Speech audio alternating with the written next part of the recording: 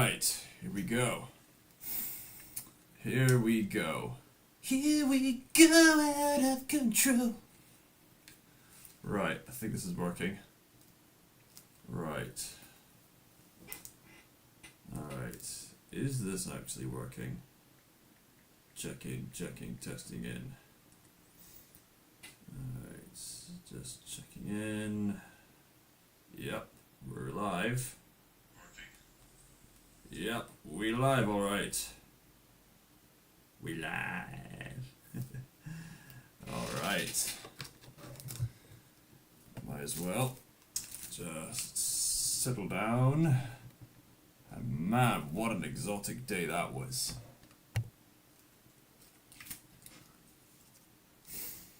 Yeah. Might as well have a nice refrigerated alcohol-free mixed berry cider for what a day it was.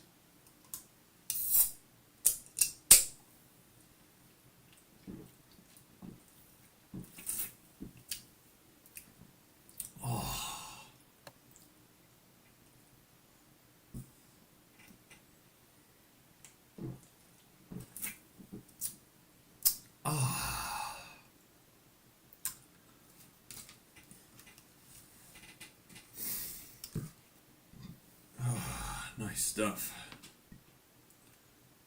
Been great weather. Great spring weather. I'm a spring laddie.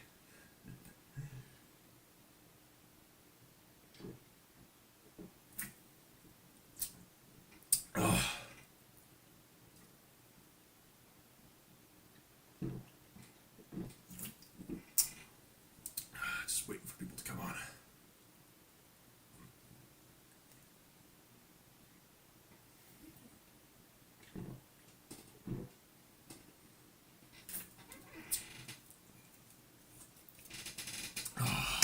Most excellent stuff. Might as well get the stuff prepared until someone comes along.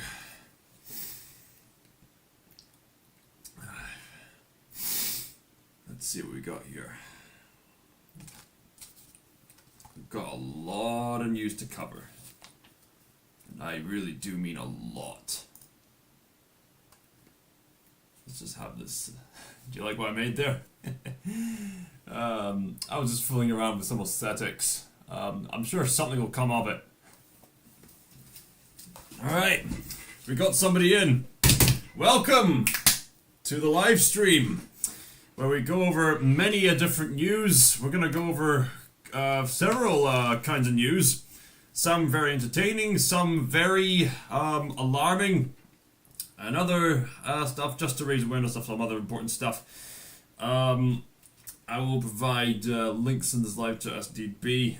In fact, might as well start off this whole live stream kerfuffle with something I need to raise awareness of.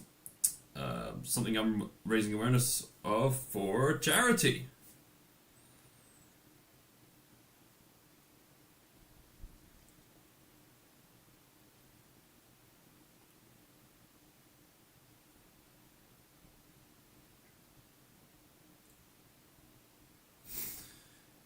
In the live stream, in the live chat, you're going to find a link to raise funds for a charity that I'm raising funds for, because I'm going to be once again raising funds for the Loch Ness Marathon. Raising funds for a noble cause, and I really hope that you can help me out here. That would be absolutely fantastic.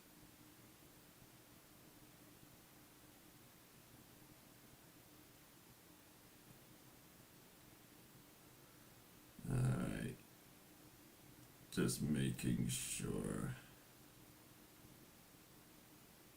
I'm just gonna spread the link a wee bit more if I can.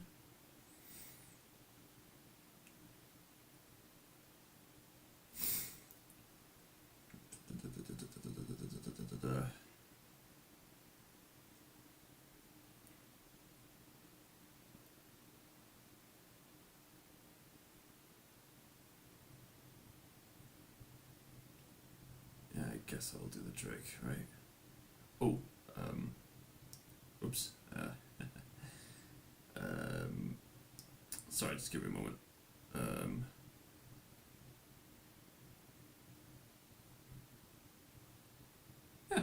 Yeah, that's a good place to put it. Might as well get back here. Alright, we got somebody else joining us. Good. Very good indeed. Alright. Feel free to give it a like and spread the love around. Alright.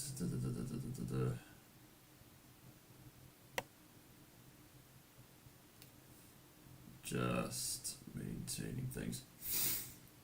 I should really get some music installed into these live streams just to really set the vibe, you know? Alright, we'll see if anybody joins us. Right, I suppose I should just have a wee bit of a rant to start off with. There have been some crazy stuff happening here locally at Inverness. I heard from somebody that there was some kind of some immense thing going on with the Inverness Royal Academy. There was some kind of bomb threat, but nothing came of it. I mean, man alive, that has got to be crazy. And there's teenagers just causing a ruckus. Just absolute crazy stuff. I mean, teenagers causing a ruckus and other people just going out of their way to just cause a fuss. Of all the things these people could do in their spare time, like helping people for charity, doing push-ups, press-ups, sit-ups, or improving on their skills in some kind of musical instrument, or building something out of Lego, or playing a game, or something like that. Of all the things they could have done in their spare time, they chose to do that. Good grief.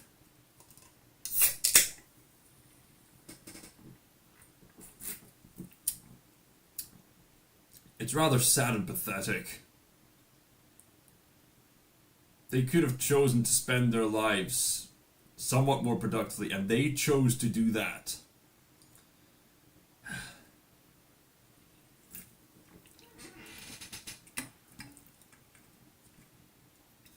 We can be better. We are capable of being so much better. That's going to be a common theme of this live stream. People who could have done one thing, only to end up doing something else entirely. It's just immensely disappointing what people do. I really hope that people can do better than this.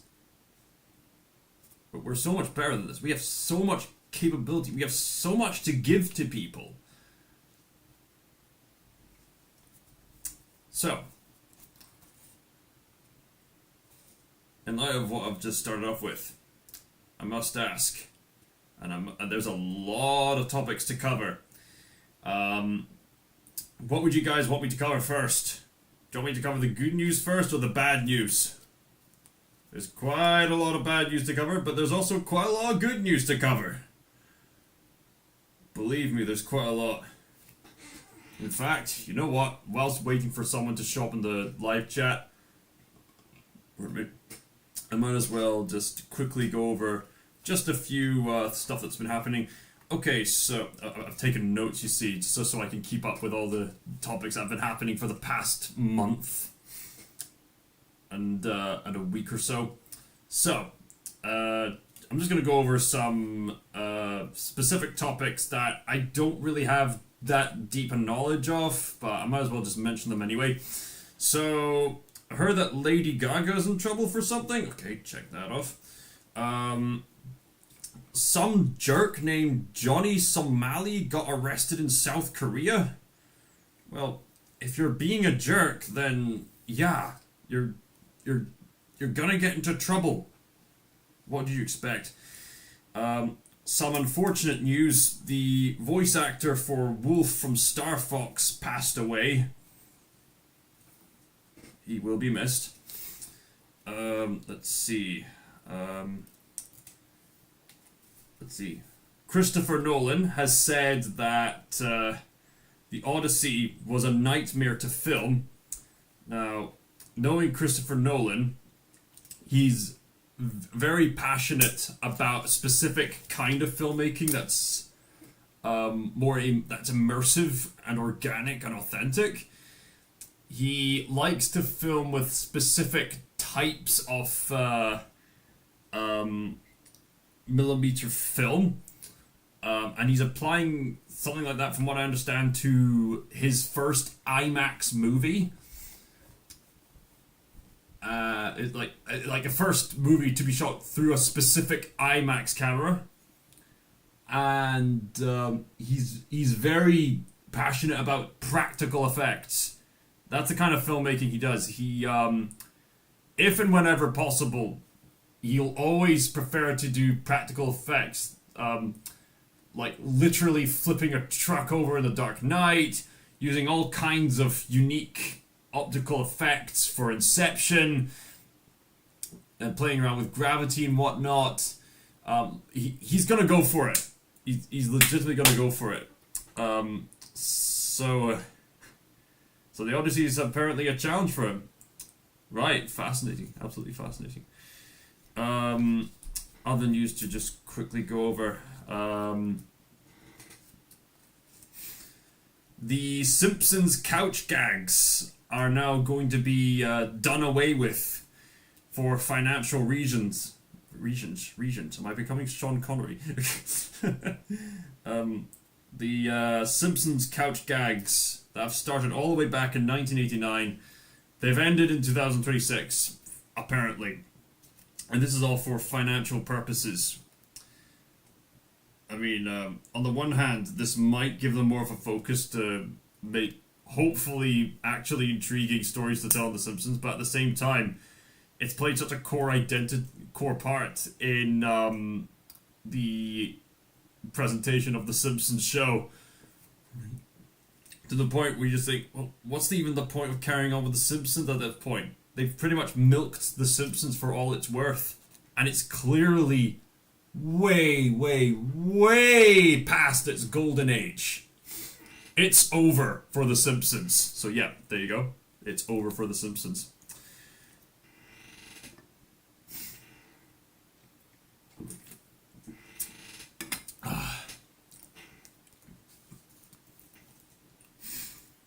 What else has been happening? This next bit of news would interest my friend Squid Bear if he's watching this. The Australian YouTube reviewer JJ Plagiarisms had recently seemed to be going through quite a bit of personal trouble, and apparently couldn't take being online anymore. So he unlisted the majority of his videos, and he was considering retiring, and then one day he just abruptly retired. But then later, he put up a post saying on his Discord server that he wanted to look for a successor, and it seems he's looked for a successor. So, JG Plagiarisms has officially been replaced, and people have jokingly said JG Plagiarisms has been plagiarized. So hopefully the replacement for JG Plagiarisms can honor what JG Plagiarisms was trying to say about Star Wars and the like. I mean, I don't know everything about JJ Plagiarism's personal life, but from what I understand, he seemed to be having a lot going on in regards to transitioning to university and whatever personal things are going on with his life. But if you ask me, if I were to speculate a deeper issue, I think, I personally think that JJ Plagiarism's is very aggressive when it comes to his critiques, as well as being opinionated. Like, it's one thing to be opinionated, like Jeremy Clarkson in Top Gear, but it's another thing to be really aggressive about it. I've noticed that JJ Plagiarisms is quite aggressive in the way he portrays his opinions. I mean, I get he's passionate, but at the same time, he was pretty aggressive in his approach. And so that has led to an aggressive response to him. You know, treat others the way you want to be treated. And so it's no surprise in hindsight if you're gonna be aggressive online, don't be surprised if people get aggressive back to you. So yeah, obviously he couldn't take the pressure anymore. So he's got someone to take his place, so there you have it. Good evening. Aye, Double A, I was hoping you'd be here. Excellent. Yes, it is, isn't it? Although... Good evening. Yes, it is, isn't it? Although, I think it might rain later. Am I late? Wait, no. Wait, Balin didn't say, am I late? Did he? Hey, Squid Bear, hey! I was just talking about JJ plagiarisms. Just talking about the news that happened. Feel free to go back to rewatch what I was mentioning about it. Quite fascinating stuff. And speaking of Middle-earth related jokes, Double A, is that a good transition thing? Maybe, I don't know. The Hunt for Gollum update. The official casting has been made for the Hunt for Gollum. Long story short, several actors are getting back to their beloved roles, rightfully so. And interestingly enough, I'm going to tell you a funny story on this later about the casting of Aragorn. But basically, Aragorn has been cast by the guy who played... I can't believe I'm saying this. Christian Grey from 50 Shades of Grey. I mean, to be fair, we haven't seen him portray Aragorn yet, so hopefully he can do a younger Aragorn well. I mean, obviously Aragorn is completely different from Christian Grey. It's just, I really don't like 50 Shades of Grey. Hopefully he can redeem his reputation through that. Hopefully, kudos to that. But here's a funny story when it comes to the casting for Aragorn. For quite some time, I was quite optimistic about the fact that Viggo Mortensen was going to reprise his role as Aragorn, to the point where when he remotely said something that I perceived as him alluding to reprising the role, I made a short where I was going, hallelujah! And I remember telling this to Malika, and she was skeptical. And she told me, Callum, no, he's old. And he seems to be more implying that he's not going to be doing it again. That's how she interpreted it, and it seemed to be leaning that way. So, by the time the update of who was being cast came along, and I got in touch with Malika again, there was a point in our conversation where she said, also, I told you so! I told you that Viggo Mortensen wasn't coming back! And then I responded, You did tell me so. What can I say? Malika's the most emotionally intelligent person I've come across.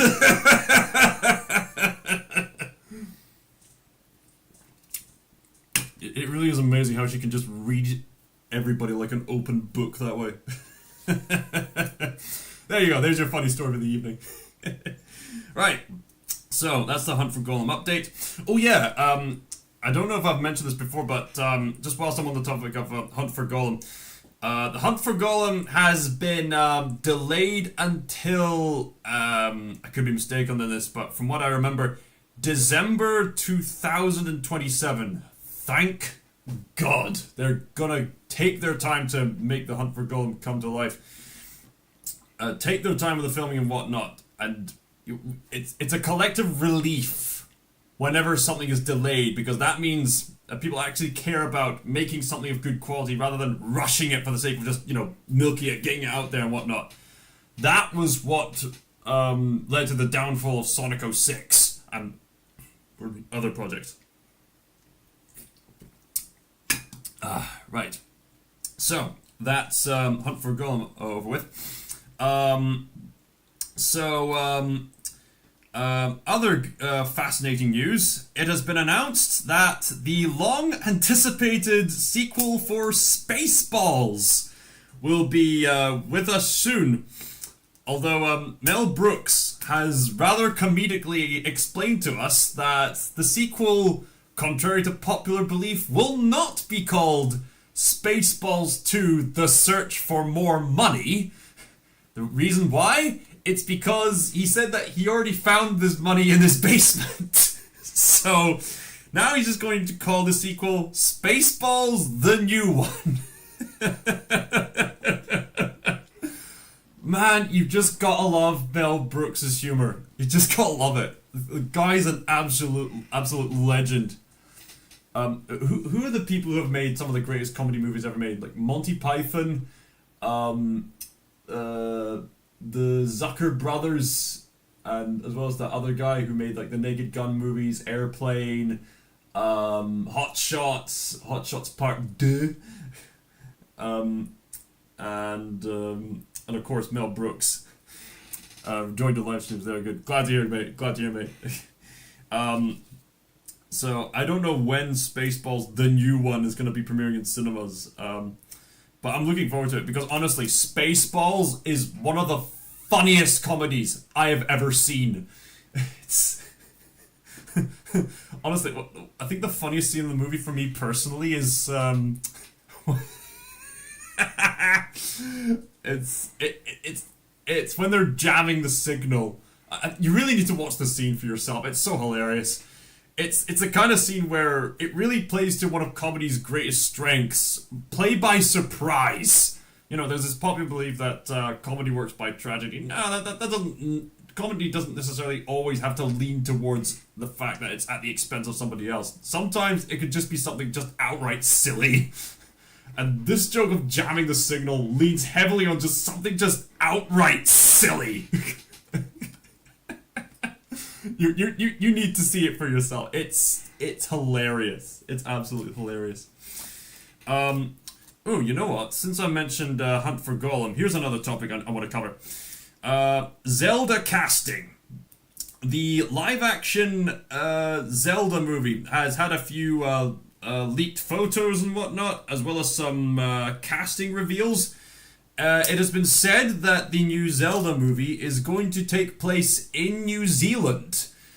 The same place, of course, that has been known for the Middle-earth movies, which should be great and for the Zelda setting, especially since Japan's not too far off from New Zealand, right? They could just fly nearby for just local assets and whatnot, right? I would imagine. From what I've seen of the casting, they seem to be going for a bit of a hodgepodge of inspirations. We still don't have any outright confirmation as to what story of Zelda they're going to be depicting, or maybe it's going to be some kind of hodgepodge. From what we've seen so far, Zelda seems to be dressed up like Zelda as she appeared in Breath of the Wild, but at the same time she's a brunette, so a mixture of Breath of the Wild and Twilight Princess. And Link looks good. The best solid casting I've seen so far is whatever that actress they've hired to portray Impa. My days, she looks on point for this character. She has the right feminine structure, the right smooth long face, the right nose. That sounds really odd for me to say, but the way Impa's character design is no, not Impa. Wait, is it Impa? Hang on a minute. Tell you, calm. I never like smiling. It gives me chills. Smiling Friends gives you chills? Okay. Feel free to explain why. Hang on a minute. Was it Impa? No, wait. No, it wasn't Impa. Was it Impa? Yes, it was Impa. So, what was the name of that other character I was thinking of? Hold on a minute. Oh, Min, I was thinking of Min now, I was right. Okay, I was right. Impa. I was thinking of Impa. Right. So, the character, the actress... In fact, you know what? I'm going to look up the actress's name. live action. My days, it looks so on point. Just the eyes, the nose, Impa's character design has a stylized kind of look where you have this sort of curvature aesthetic between the eyes and the transition to the long nose, like something you see about an ancient picture. Let's see. Leaked set photos and casting report indicate that actress Dacian Lachman, known for Severance and Agents of S.H.I.E.L.D., is playing Impa in the live-action Legend of Zelda movie. Let me just double check on that. Also said to come out in 2027. Good. Expecting some good stuff next year. Let's see. Yes, Dacian Lachman. Right. Bo Bragazone is Princess Zelda. Benjamin Evans, somebody is Link. Sorry. There's a few other kid characters. Hopefully they do well. Wes Ball. Wes Ball is the one directing it. What are Wes Ball's previous credentials? He's an American film. Oh yeah, he's made Kingdom of the Planet of the Apes, the Maze Runner series. Right, so I imagine this movie's going to be a very hit or miss kind of movie. We can only hope, right? We can only hope. But seriously, if you get the chance, you need to look up the actress who's going to portray Impa in this live-action film. The resemblance seems almost uncanny. That's how good the casting is. Whoever cast her deserves a raise.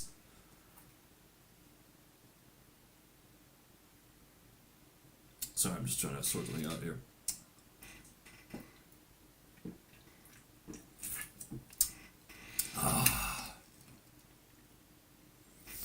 Come on. Money.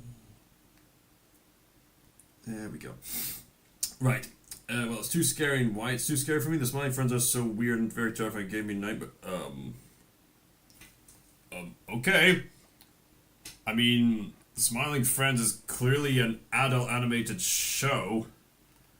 I mean, you're clearly the wrong age demographic to be watching Smiling Friends. But thanks for your honesty. I suppose speaking of Smiling Friends, Smiling Friends has come to an end. As you blatantly already know. I mean, I made a whole video about it. The end of Smooling Friends.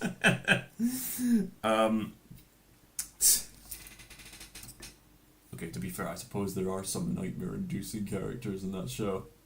And the nightmare-inducing visuals on purpose. Yeah. Makes sense.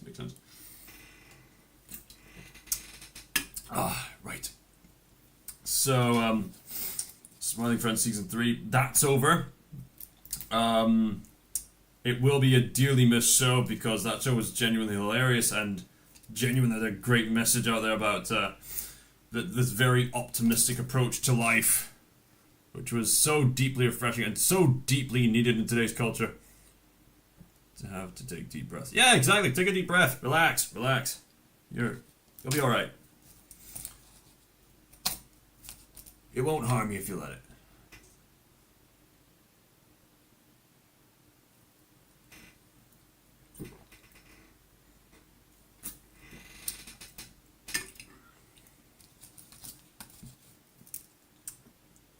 I mean, what can I say about Smiling Friends Season 3 that I haven't already said? It will be deeply missed, and Zach Cadle and Michael Cusack will now transition to more shows.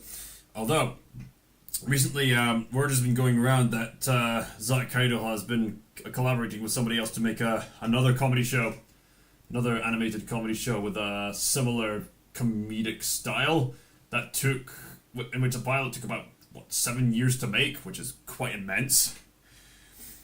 So clearly, Smiling Friends has already made an impact on the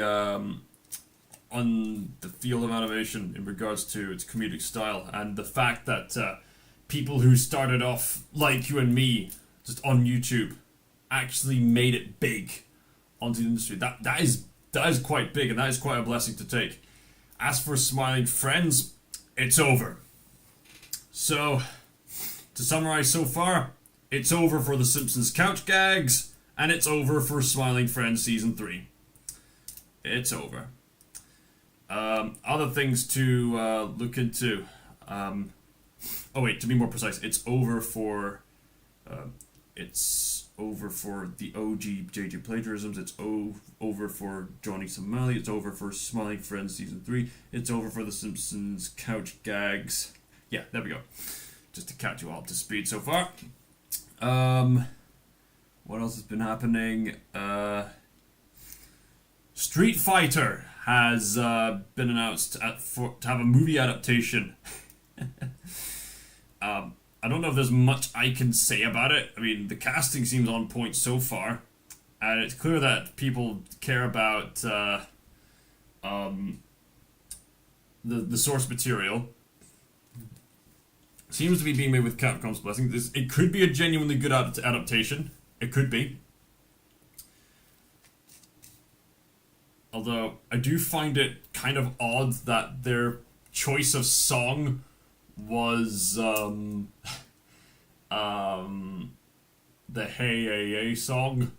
I don't know why they picked that song for the Street Fighter movie. I have no idea, but either way, I just find it funny because every time I hear that song, I just think of the He-Man meme. You know the one I'm talking about. The one where they depict the old He-Man cartoon characters as if they were singing that song in a rather funny way. And I said, hey, yeah, yeah, yeah, yeah. Hey, yeah, yeah. I said, hey. What's going on? That was in my head when I was listening and watching the Street Fighter trailer. Every time that song is played, I can't stop thinking of the He-Man meme. And yes, I also acknowledge that another trailer for the live-action He-Man adaptation has come out. So how good are these movies going to be? We'll just have to watch and see. Next bit of news. And this is going to really excite the majority of you. Top Gun 3 has been confirmed. Boom. Wait, where are my ivory tar glasses? Hold on a minute.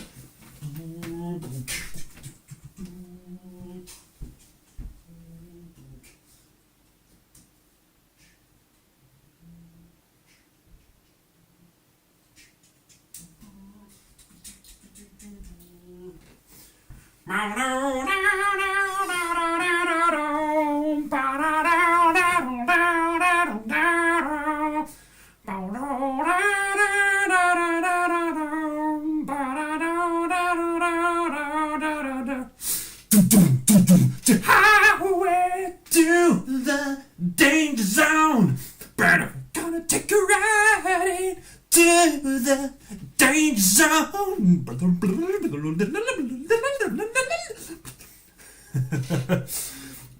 I'm very much looking forward to Top Gun 3 if it's going to be great.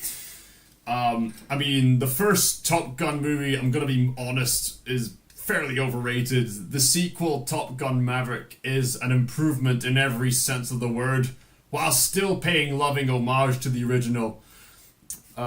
Top Gun Maverick is such an excellent movie. It really was the movie of 2022. It was the summer movie to see in 2022. And you know what's crazy about Top Gun Maverick? I was looking through what films are going to be playing in View Cinema, and get this! Oh, for Crimea River. Crimea River. Sorry, be right back. Crimea River.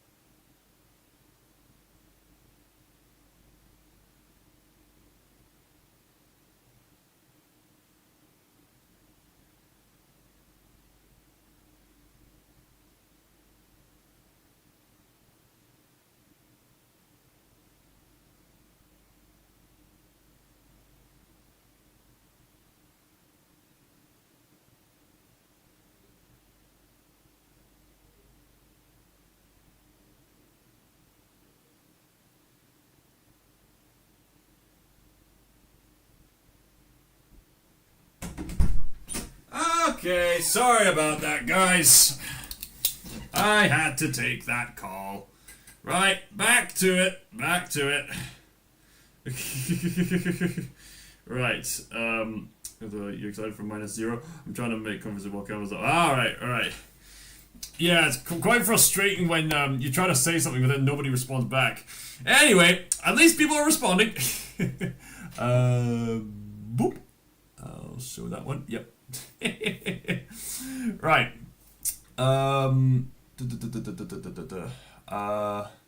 Anyway, what is over? I'll tell you what's over because I've mentioned it several articles on the several topics rather on this live stream. So, what is over? Smiling Friends Season 3 is over. Johnny Somali's reputation is over. The OG JJ plagiarism's reputation, as it were, is over. The life of the Wolf's voice actor is over, unfortunately. And it's over for the Simpsons couch gags. A lot of things are over in this live stream. Yeah, I'll get back to you, Brooks. I'll get back to you. Yes, I'm excited for Godzilla -0. It'll be a good movie. Wait, the Godzilla fan for life is excited for Godzilla -0. What? What? How can that be? What gave that away?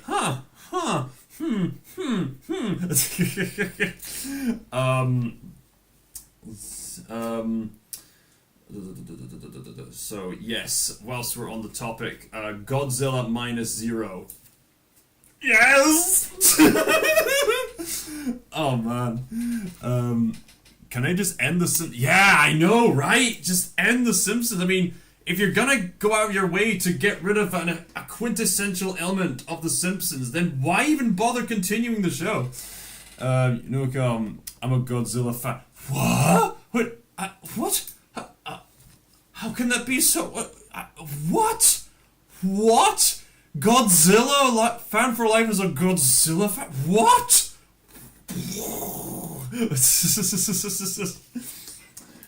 Back on topic. You don't say!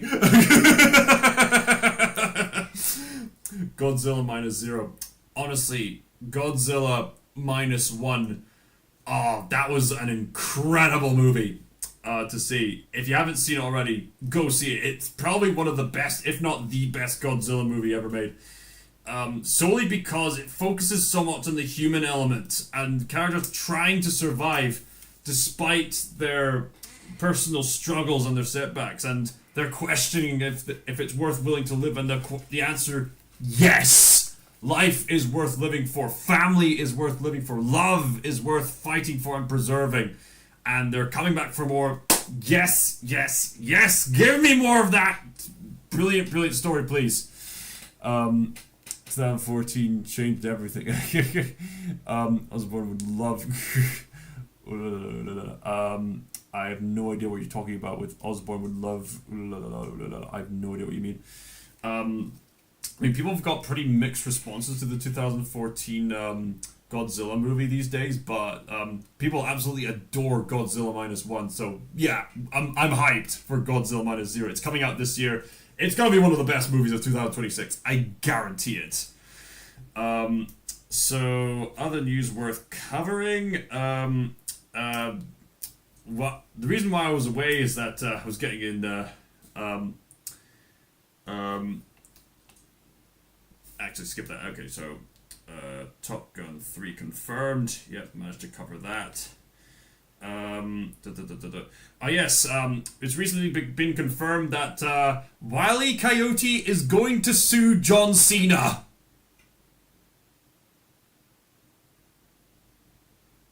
Coyote versus Acme is confirmed. Yes. This is quite significant, as this movie has been anticipated for a long time, and it almost never happened, but because fans insisted it be made, despite corporate pressure, the movie's being made, and now Acme is being used as a stand-in for corporate corruption, which is quite ironic if you ask me. So yeah, I'm looking forward to seeing Acme, Coyote versus Acme. In fact, speaking of Looney Tunes, I'm going to show you something. Bear with me. Be right back.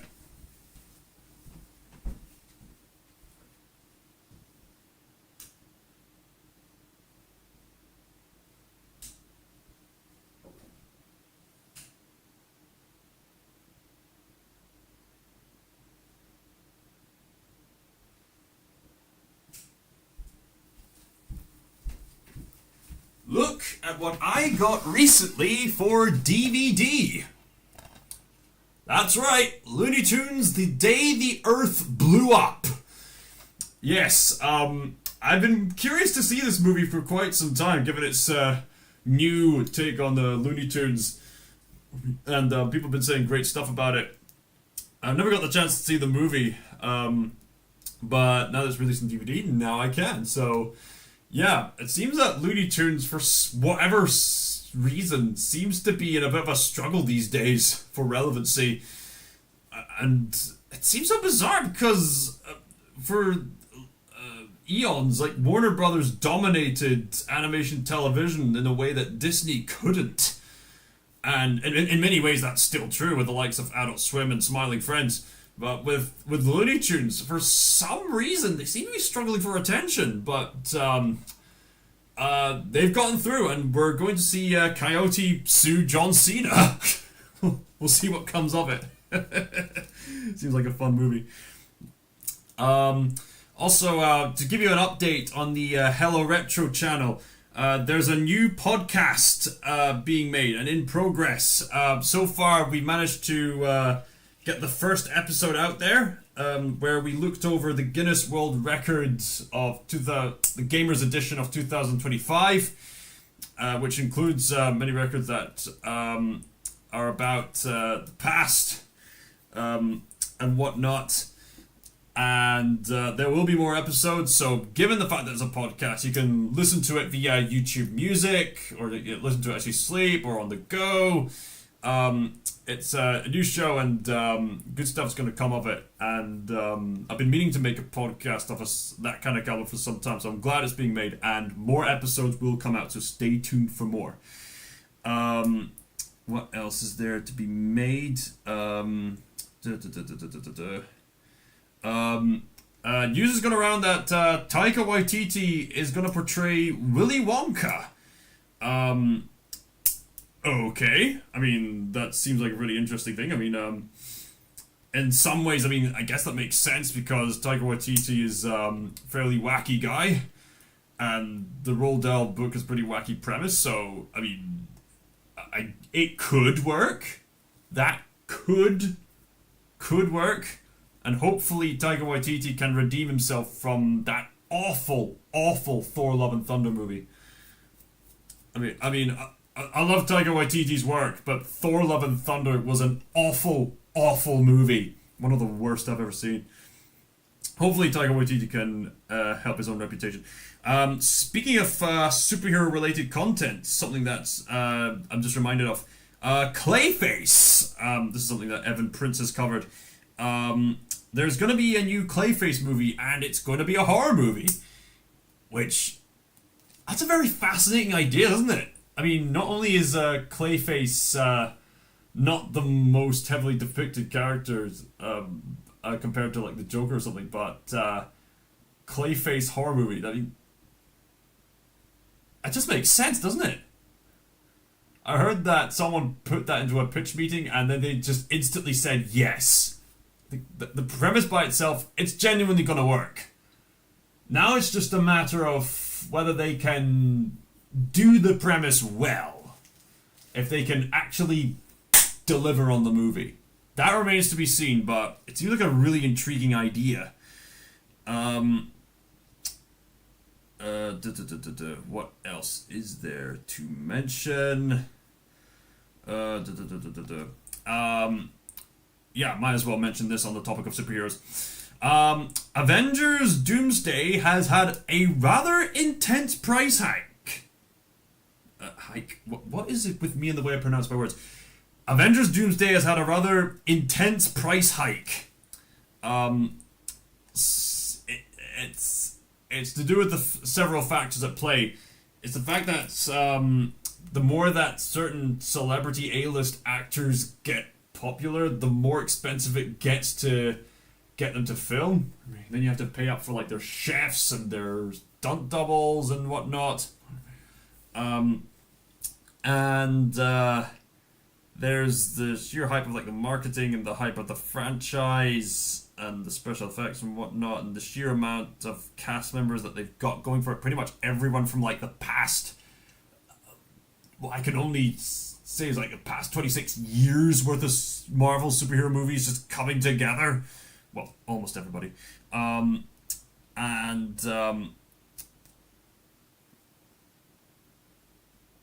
That combined with the fact that the Disney corporate empire is falling in real time and having mass layoffs, leading to another issue which I will get to shortly, and the fact that from what I understand, Kevin Feige has finally admitted that phases 4 and 5 have been less successful, and apparently they're going to re-release Avengers Endgame but with a few additional scenes to tie into Doomsday.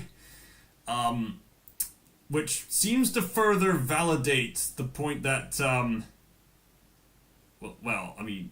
it seems to further validate the fact that Phases 4 and 5, with the exceptions of No Way Home and Guardians of the Galaxy Volume 3, seem to be a waste of time. I mean, there was an initial charm to shows like WandaVision and The Falcon and Winter Soldier and whatnot, but over time, the more that the stories progressed, and certain story beats came up, the more that they didn't really hold later to logical scrutiny. Falcon and Winter Soldier especially has not aged well at all. I mean, it seemed to be depicting characters in a noble cause, but when you actually critically think about it, in regards to the consistency of other factions and what was going on at the time compared to now, it's embarrassingly dated.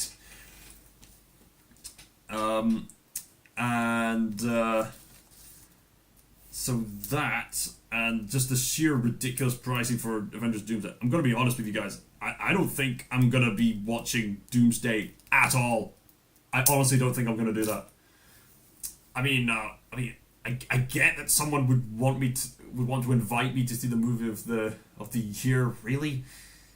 No, I don't think I'd even go to see Doomsday even if a friend invited me. No. Doomsday is trying to do what Infinity War did beforehand, but failed. And why did it fail? Here's the thing. Even if Doomsday actually turns out to be a good quality movie, it's depending on the supposed hype from Phases 4 and 5 to justify itself. But Phases 4 and 5 of the MCU have failed to build up a proper story arc compared to the first 3 phases overall in the Marvel Cinematic Universe. I mean, those first 3 phases, not every movie in the first 3 phases was perfect, alright? There were some movies that were just outright mediocre, and some other movies that were just kind of lesser at best, lesser at worst. Like, not like the worst movies I've ever seen. I think, from what I remember, the critically least received, the most critically panned movies from the first 3 phases of the Marvel Cinematic Universe, to my memory, would be Iron Man 2 and Thor the Dark World. Oh, Captain Marvel, of course. Yeah, sorry, Captain Marvel. How can I overlook that one? Those movies had lesser character arcs and other things that seemed to be going nowhere, and kind of tonal whiplashes at times. So, but even then, you could tell that there was a overarching story. I mean, in hindsight, you could honestly skip Captain Marvel because as much as these Skrull aliens are fascinating, Captain Marvel herself is a very flat character. She doesn't really grow internally at all. She's kind of boring. And and the way Nick Fury loses his eye completely contradicts the implications of Captain America Winter Soldier. So yeah, you could honestly skip Captain Marvel, but aside from that, the first 3 phases of the Marvel Cinematic Universe told a consistent story arc from beginning to end, where you start off with the initial hero's journey origin stories, which is why the first Iron Man movie still holds up tremendously well. Then you transition to these heroes getting together in an epic crossover, and then that epic crossover leads to other adventures, and we get to see other quirky characters, and then we get another crossover and another crossover event, and then the third phase, and then it was the epic crossover event, which was the ultimate culmination of everything that was building up, and it led to a solid finale, and people were happy with that. And then after that, I would say that No Way Home and Guardians of the Galaxy Volume 3 served as fine epilogues for these stories, because they actually gave some consistent character continuations for the likes of Tom Holland's iteration of Peter Parker and Andrew Garfield's iteration of Peter Parker, as well as rounding up the character arc of Rocket Raccoon in Volume 3. But other than that, there is... Well, okay. People were happy with the Fantastic Four movie. I don't see people getting angry at the Fantastic Four movie to the same extent that they would with other movies. People liked the Fantastic Four movie. I suppose you could watch the Fantastic Four movie out of somewhat of an appreciation. But other than those movies, everything else is kind of a waste of time. They keep meandering and they keep contradicting the consistency of the Marvel Cinematic Universe. So phases 4 and 5, they failed to hype up Doomsday to the point where by the time Secret War comes out, they're just going to have a complete reset. I mean, on the one hand, thank God they're not going to butcher that current MCU anymore. Hello Night Knights. You missed quite a lot of things, but I'll just briefly go over the topics again. But yeah, I'm not going to be watching Doomsday. I'm going to watch Dune Part 3 instead, because I actually, me and Brooks and some other friends got into like Dune audiobooks. We're all caught up in regards to the Dune series, so yeah, there is that to consideration. Like I was saying, right.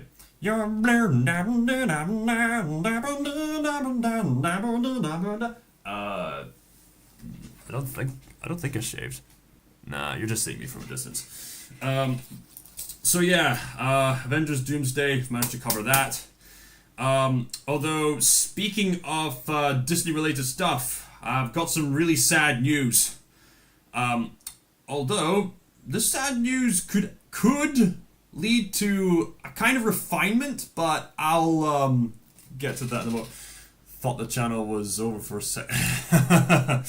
No. I'll go over what's actually over.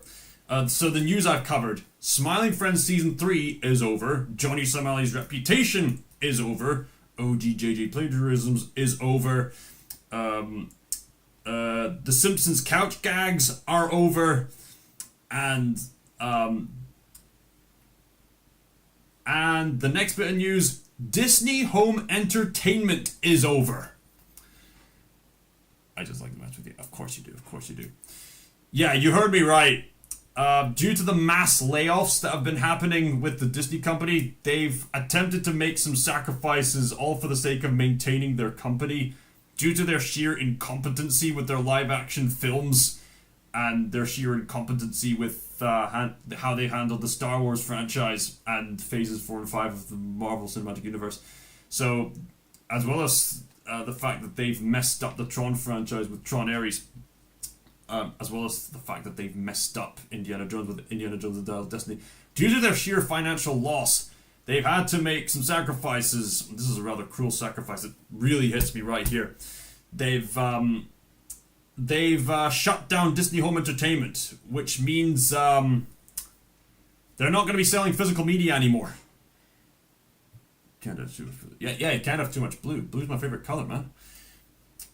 So no more Disney Home Entertainment. No more no more Disney physical media. It seems to be implying that they're trying to create a future of where only Disney Plus slop exists.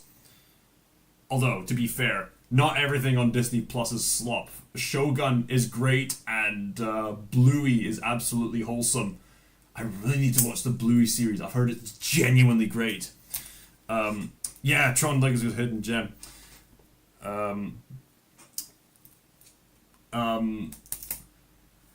Now, of course, physical media in general has unfortunately been going out of fashion, but physical media is not dead.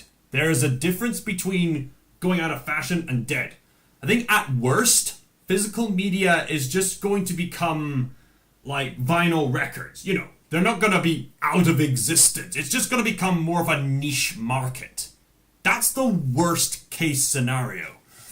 I knew it was coming, but I'm sad to hear physical media is dying. It's not so much dying, it's just becoming less popular. I mean, as I'm saying, at worst, it's just going to become a niche market like vinyl records, because Sony, as well as their connection with the anime industry, are still going very strong with physical media. You still, to this day, certain anime series and certain other pieces of media like to promote like physical collector's editions, and there's been an increase in popularity with Blu-rays and 4K discs. So in light of all this, I've been forming a physical media collection. So bear with me, guys. This is a frequent habit of mine in this live stream to go back and forth between this room and me, but I'll show you what I've been collecting. I'll just read some of your comment first. Sony should rebrand themselves to sorry.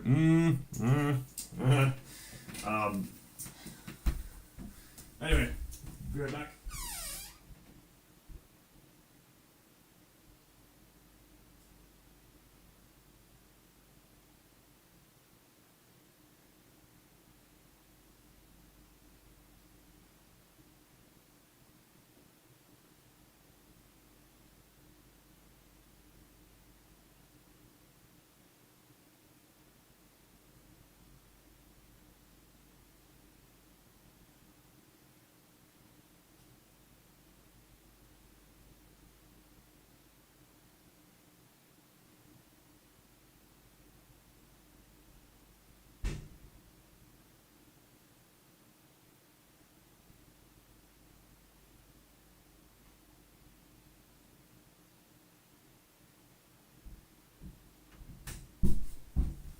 Here we go.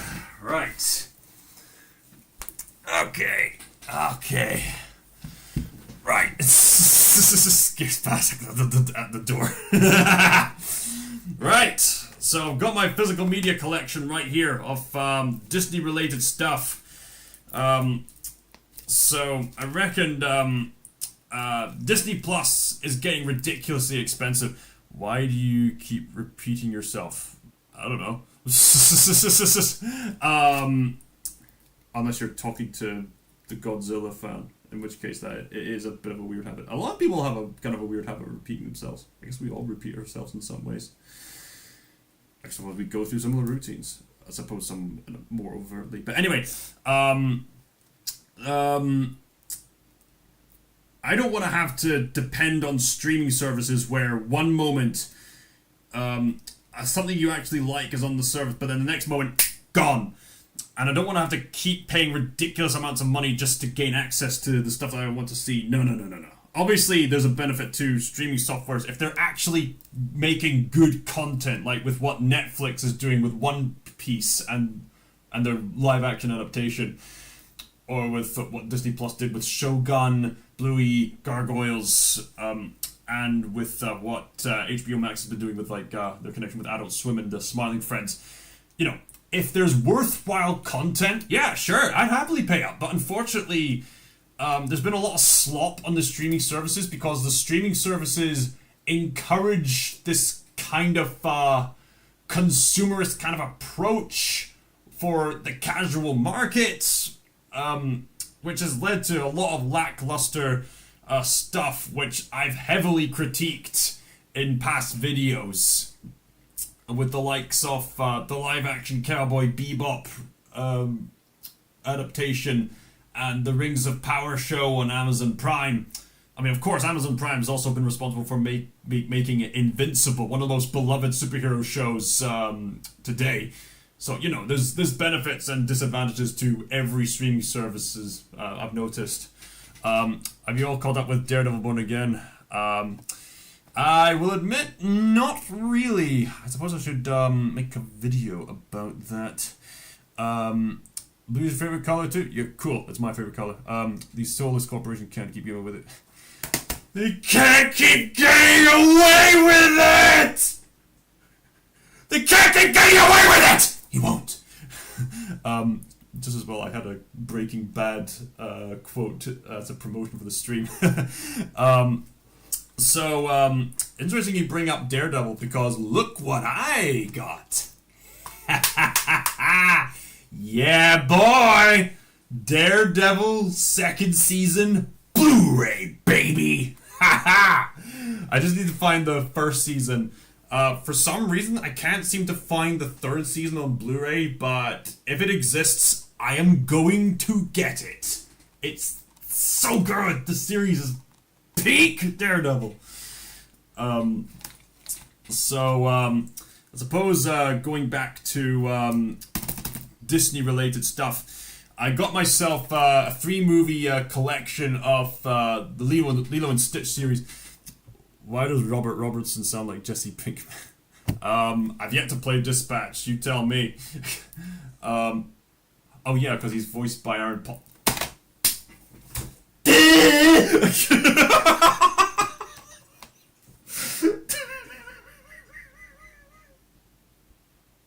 Sorry, I need to pause for a moment. That was...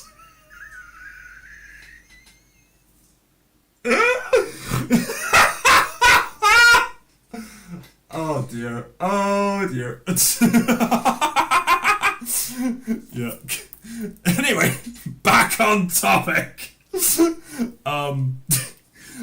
Lilo and Stitch series. I got this 3 DVD collection.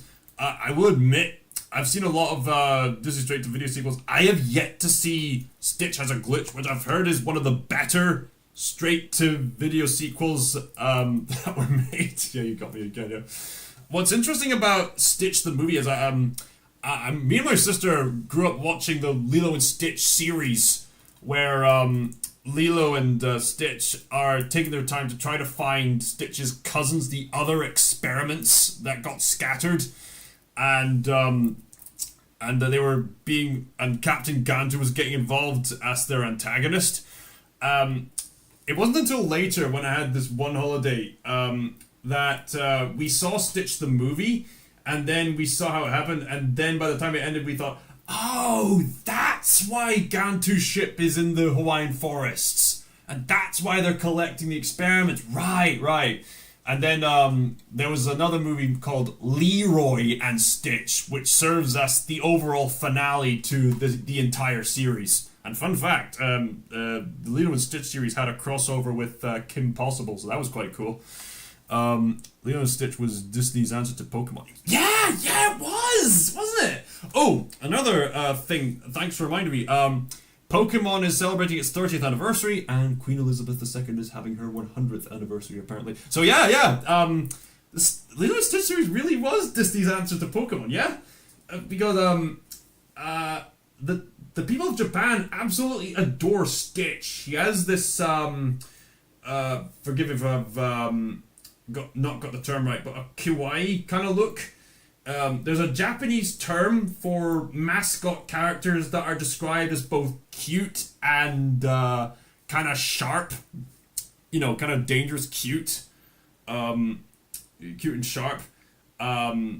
Stitch perfectly resembles that kind of Japanese design philosophy for those specific that specific category of characters. So that's why the Japanese have really latched onto Stitch. That, as well as the family values that are being celebrated throughout the Lilo and Stitch. Yeah.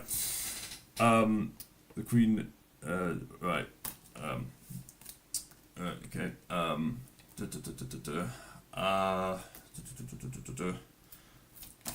Okay, so I got myself a physical copy of The Princess and the Frog. I remember I was gifted this by the time I left primary school. It was quite a tear-jerking moment to depart from friends as I was going to a different high school from them.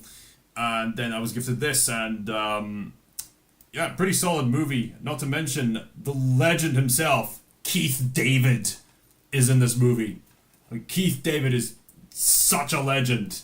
You know Keith David is going to have a legendary career when his first role is going to be in John Carpenter's The Thing. His casting agent had such good taste at the time, even though if they didn't know it back then. Yeah, Keith David's had a few slip-ups, like with the live-action Lion King sequel, Mufasa. Still, it's very pleasant to hear his voice. He's just Keith David has one of those definitively cool voices. Just an epic, cool voice. Whether it be the Arbiter from Halo, or Goliath, just as well brought up Gargoyles earlier, or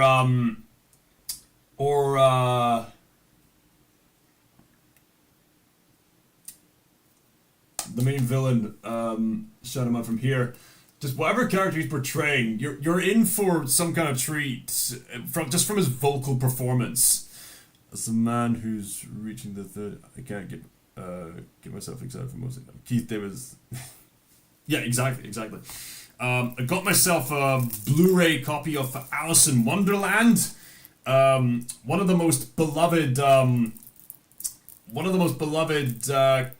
classic Disney movies.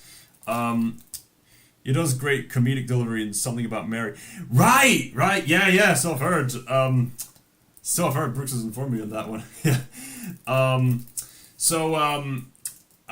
People got fond memories about the classic Disney movies. When I say classic, I mean all the movies in which Walt Disney himself was still alive to see the process of. So that was all the way up to Winnie the Pooh and The Jungle Book. Cameron Diaz movie. Right. One of the most well-received movies made when Walt Disney was still alive to make them was Alice in Wonderland. People say that this is actually one of the most faithful adaptations of Alice in Wonderland. And it has the creative approach to justify it. The trippy visuals, the bizarre characters, just this sense of going through a surreal adventure. Yeah, I think this adaptation pretty much nails that quality to a T. So yeah, pretty solid movie. They Live. Yeah, me and Lewis have seen They Live. Brilliant movie with the most hilariously long fist fight ever. and of course, Keith David was also great in The Thing. They'd kill me. So, what do? Why don't we just wait here a while, see what happens. So he's chuffed. He outlived. I don't need to say these things out loud, but it's just out of being polite. I got myself a physical copy of Blu-ray for Inside Out, which to this day is my all-time favorite Pixar movie. It's the best Pixar movie, if you ask me. And it ends it right. Inside Out just gets so much right. I know there's that one plot hole of, well, why didn't Joy just suck the core memory through the pipe thing in order to restore Riley's memories, and how it should have ended did point that out. Yeah, legit thing to point out and laugh at, but at the same time, I theorize that if she attempted to do that, something in the mind would have disrupted that, because there was a scene when Joy just tried to take herself and the core memories back to the lab through the tube thing, only for something to crash the pipe and her to fall into the pit of forgotten memories. You have to remember, the thing about Inside Out is that the most layered, deep character of this movie is Riley herself. This movie is literally an exploration of her psyche and the sheer madness that's going on when she's going through an emotionally trying period trying moment in her life. Sorry, I shouldn't have said period. I'm so sorry. I'm so sorry. Joy, joy is evil. Film theory.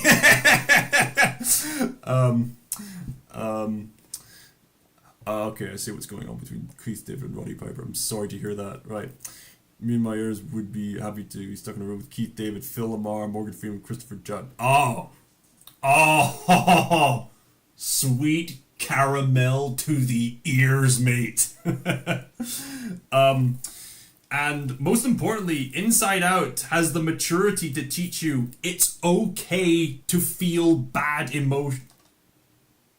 No, sorry, that's the wrong phrasing. Because these are not bad emotion. They're not bad emotion. Sorry, I completely I didn't say that correctly. Sorry. Sadness is good. Anger is good. Fear is good. Disgust is good. It's just that they can be distorted to destructive ends. No. It's good to feel fear as a form of caution. It's good to be angry as a need to get to have justice when it's self-contained. It's good to feel disgust to get away from just outright degenerate stuff. And it's good to feel sadness as a means to process grief. It's a film that teaches you it's okay to feel emotions that are perceived as negative, because actually sadness, disgust, fear, and anger can be positive things. You know, life's not always a joyful roller coaster. There's a lot of trials and tribulations. You need time to grieve. Sadness is a good emotion. There's times when things are unjust, so anger is a good emotion. There's times to be cautious, so fear is a good emotion. There's times to get away from stuff, so disgust is a good emotion. It's a legitimately great film, and Inside Out 2 was meh. I mean, what I loved about the first Inside Out film is that there was so much creative potential with the premise that another film needed to be made to further expand on the premise. And in many ways, even though Inside Out 2 is definitely the inferior movie, in a strange way, I'm glad they made it, because we get to delve more into Riley growing up. And we get this rather incredible panic attack scene that's on par with that panic attack scene from Puss in Boots: The Last Wish, in all honesty. It was one of my personal best picks of the year it came out. But yeah, it doesn't quite hold a candle compared to the first Inside Out movie. So I'm glad I managed to get that on Blu-ray. I've managed to get Pixar's Soul on Blu-ray. And my days, this has got to be one of the most philosophical movies, not just from Pixar, but just any movie I've seen. I've seen my fair share of philosophical movies. Stalker, The Matrix, Inception. Like, Soul will literally get you thinking on deeply existential bases on matters that honestly more catered to adults than it is to younger audience members. Even though children are free to watch and hop in, it's not that this isn't a movie that children could watch. It's just that the subject matter is so deeply mature. It's like that fish analogy story with that sense of searching for this one ecstatic moment to call your a fulfillment, even though the fulfilling parts of life are right in front of you, but you're too deluded to see them because you're so caught up with this lofty goal. There's his infamous free in my day. Yeah. Honestly, Soul is it's such a thought-provoking movie, and I remember my mum watching it. She was in tears by the end of it because she got infected with COVID, and so she deeply resonated with the experience that happened in this movie. It was a rough time. It was really, really rough. I mean, sure, it's not going to appeal to everybody, but honestly, the subject matter it's richly mature. I also got myself a Blu-ray copy of Ratatouille. Double A is going to rejoice because, from what I understand, this is his favorite Pixar movie. It's a movie about being passionate about the stuff that you cook. delving deep into that, it has one of the best speeches of any movie.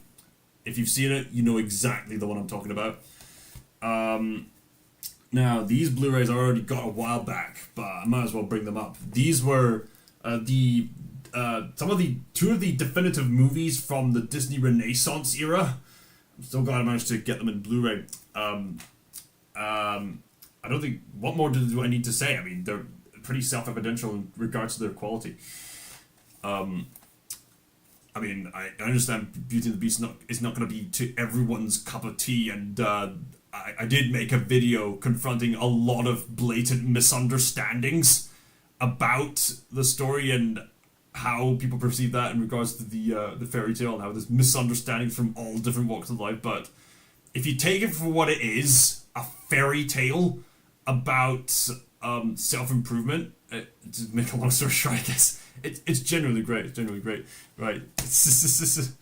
Finding Nemo is still my favorite Pixar movie. Right. I'll need to get Finding Nemo next. Yeah, that was great. That was absolutely great. I managed to get a DVD of Up. Probably my second favorite Pixar movie. Directed by the same director who made Inside Out, Pete Docter. It's such a classic. In fact, this movie's so good, even Hayao Miyazaki liked this. Fun fact. And Hayao Miyazaki's a pretty hard man to please because Hayao Miyazaki's a master filmmaker, and he's got a lot to critique on, not just on the Western film industry, but even in the Eastern film industry. Even to his own son, unfortunately. He's just that much of a perfectionist. So the fact that he liked Up should really tell you something about its quality. I got myself a DVD copy of Mulan. Fairly mature. One of Disney's most mature movies that they've made.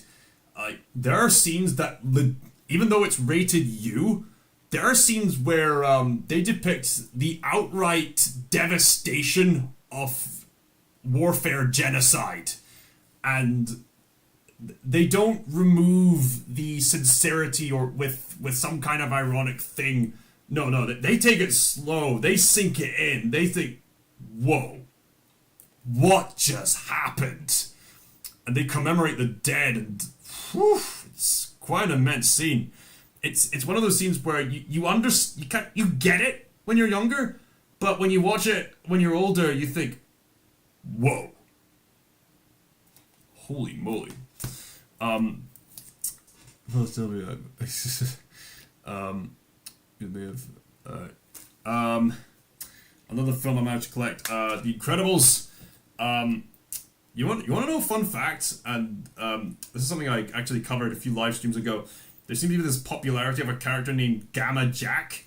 You probably won't find him overtly mentioned, maybe in snippets in the movie itself, but there's a second disc in The Incredibles, and I've got fond memories of this, where it's depicted that you're sneaking into the whole Kronos computer, and you're getting into these archives, and there's this really cool feature in disc 2 where you get to go into this archive thing with the old guy whose job it was to erase the memories of people who witnessed the identities of superheroes being exposed. I'd forgotten that character's name. Talking about his dad. Oh yeah. I remember that scene where Carl and Russell talk about his dad. Yeah. You and I have talked about that scene before. Phyllis. Oh yeah, Phyllis. That's what you mentioned. Phyllis. Yes. Phyllis. You can't even remember. You call your mum Phyllis? Oh, Phyllis isn't my mum. Oh. Yeah, fairly mature scene. Just talking about these characters and where they are at life. Yeah. So back on topic. There's this behind the scenes thing where it's like you're going into the archives. You have this option of going through audio interviews with all these different superheroes back during the golden age of superheroes. There was this one character called Gamma Jack who seemed to be this misogynistic jerk, the kind that you'd see in the Invincible show, or The Boys for that matter. All in the family film for that matter.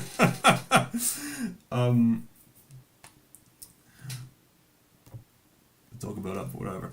Oh, right. Well, I mean, you brought it up. You brought it up. So, you know what? Let's talk about it. Let's talk about it. I mean, with up, I mean, you're, you got these two broken individuals. I mean, the contrast of the old and the young. One is old, who's kind of like Joe Gardner. He's overlooked certain aspects of large aspects of his life, and he's fixated on fulfilling this one goal.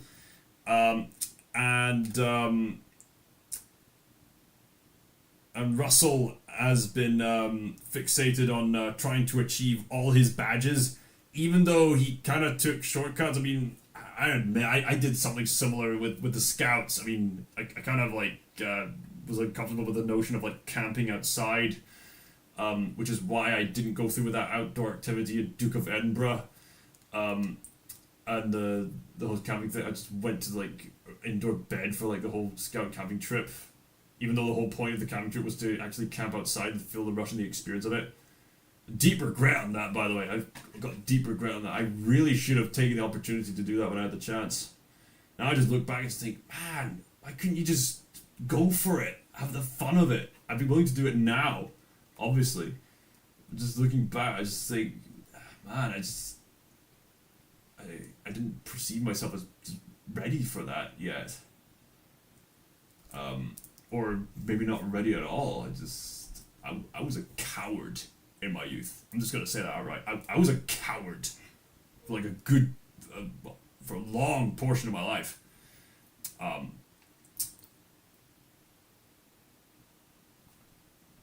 What did it boil down to? I guess insecurities.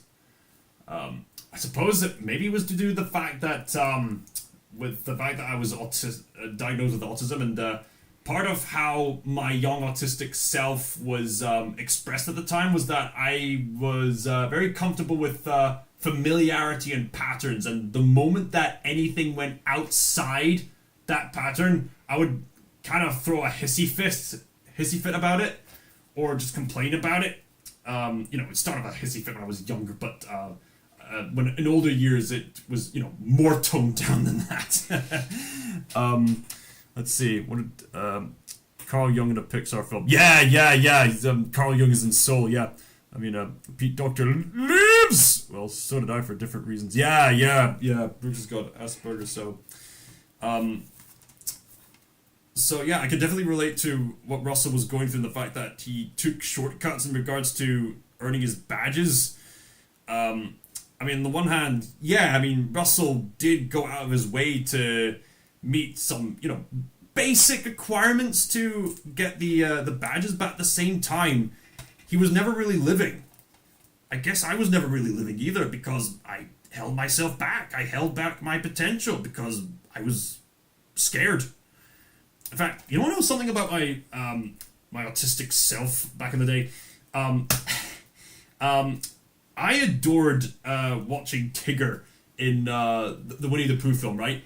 So, by the time my parents wanted to take me to see the Tigger movie in the big screen, I threw a hissy fit at it. What? You're a fan of Tigger and you didn't want to go see the Tigger movie? Why? I know, really strange, really bizarre. It's so stupid, right? But looking back now, I think the reason why I didn't want to go see the Tigger movie on the big screen was because I was so comfortable with the familiarity, the pattern of watching Tigger in this specific homely format. And there was a similar pattern with how, when I was at school, I would take this specific time to interact with the interactive story time with retelling of The Tortoise and the Hare. And one day, I interacted on the PC, and then one day someone tapped me on the shoulder or something to say, we need to do this. And I kind of threw a hissy fit about it because I was so used to the familiarity, the patterns.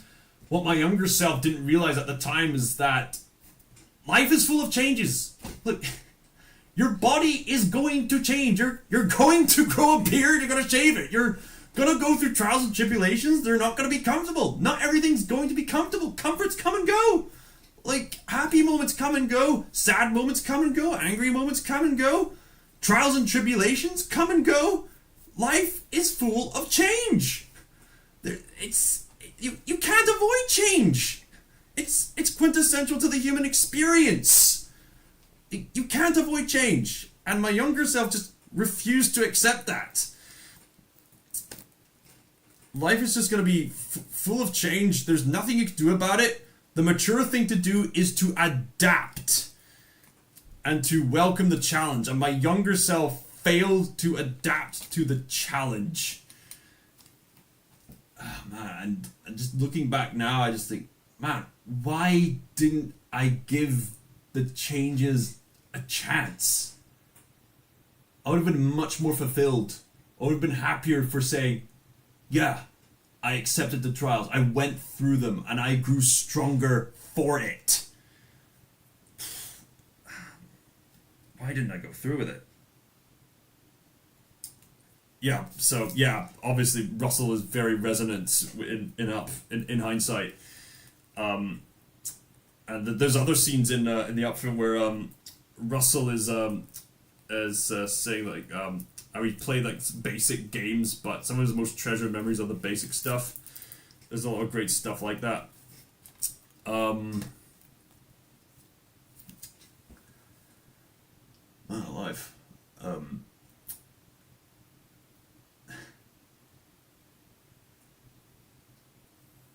So I guess and the other question you're probably thinking to yourselves is, well, if you refused change in your life, then what made you adapt later? Well, I guess the inevitability of change in life, and the fact that I had to adapt, and over time, I guess I got more used to welcoming a challenge, overcoming my comforts. I mean, for the longest time, I was a people pleaser. And the way I was brought up, it leaned me towards people pleasing. But that came to my absolute detriment. It wasn't until like when I became an adult, I realized, look, not everyone's gonna like you, but that's okay. The best you can do is to adapt and to self-improve and to grow from there. And I did.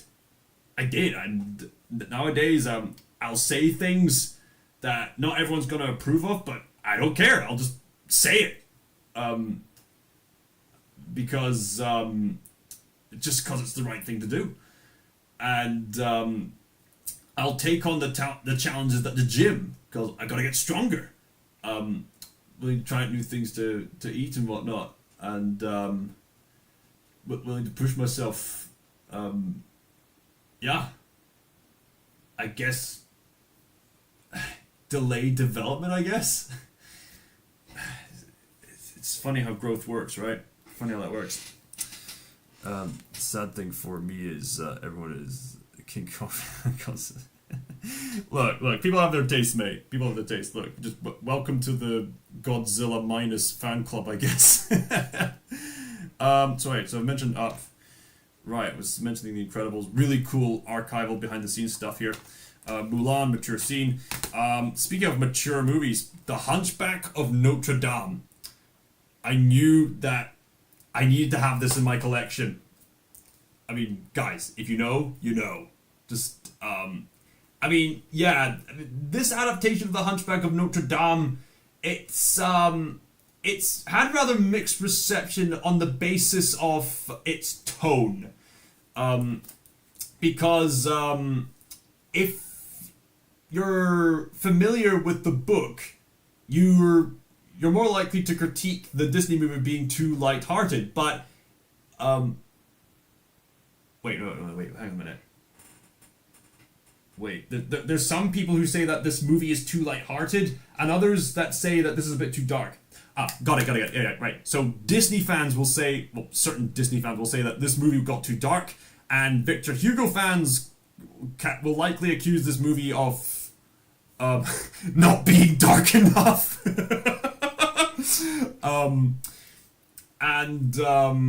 Yeah, people got rather mixed receptions of the gargoyle comic relief characters. I mean, I've found them funny, but others find them annoying. I mean, there are certain things that may prevent people from seeing this adaptation, but if you take it for what it is, and what's his movie, it's one of Disney's best movies, if you ask me. It's rather mature, especially with its villain Frollo. My days, Frollo. That just one of Tony Jay's best vocal roles in anything, and it works brilliantly as a musical. The songs progress the story in a meaningful way, in the way that musicals should. It's a brilliant musical. This is probably one of the best musicals that Disney has made. The sign of a good musical is, do the songs actually progress the story and use the music to tell the story? If so, great, you've fantastic miracle, on par with like Les Miserables, another Victor Hugo adaptation. Fun fact. Got myself Robin Hood. This was my family and I absolutely adored this movie. Growing up. I think given the circumstances of Disney today, I don't think they'd ever make a movie like this again. Which is why I went out of my way to find it on physical media. A beloved classic. Aha! Aha! So many great scenes of that. I mean, yeah, it is kind of odd that Phil Harris isn't going out of his way to have a British accent when all the other characters, nearly all the other characters, are doing that. Well, okay, it's okay. There's some familiar Disney voice actors that are just going through the American accent notions, and a few other characters that seem to do that kind of thing. And Phil Harris is pretty much just being himself. I mean, those aren't necessarily awful things. They're just things you can point and laugh at. And this is a movie where they were clearly recycling elements from previous movie, which does lead to a rather fun dance sequence. And this is a really fun movie to watch. It's got a lot of fun slapstick kind of humor, as well as a lot of emphasis on medieval values, as it were. Pretty solid adaptation of Robin Hood. It could do with Bryan Adams' song, though. Look into my eyes. No, I need to. Sorry, let me try that again. Look into my eyes. And you will see what you mean to me. Search your heart. Search your soul. And when you're finally there, you'll search no more. Don't tell me it's not worth fighting for. You can't tell me it's not worth dying for. You know it's true. Everything I do it for you. You wanna know a fun fact? The intro music for the Robin Hood movie that Bryan Adams made a song for, the intro music for that was made for DVD marketing. If you don't believe me, just look up Kevin Costner Robin Hood theme song, and you'll get a blast from the past with DVDs. Everyone, this one's for the men. Treasure Planet. Yeah, I had to get this. I had to get this. And in today's society, I honestly think, even though this was a box office bomb, I honestly think that Treasure Planet has become more relevant now than ever. Especially when modern society, for some reason, just hates masculinity, even though there's people like myself and others who are trying to use our masculine energy to genuinely try to make the world a better place. I mean, yeah, there have been men who have been outright degenerate jerks in the past. That doesn't mean every man is evil. That's just a binary extreme.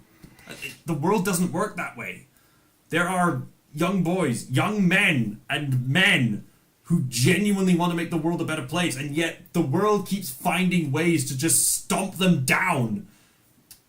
Whether it be through, I guess, in this movie's case, fathers that abandon their sons for no clear reason, or just some other misunderstandings from society.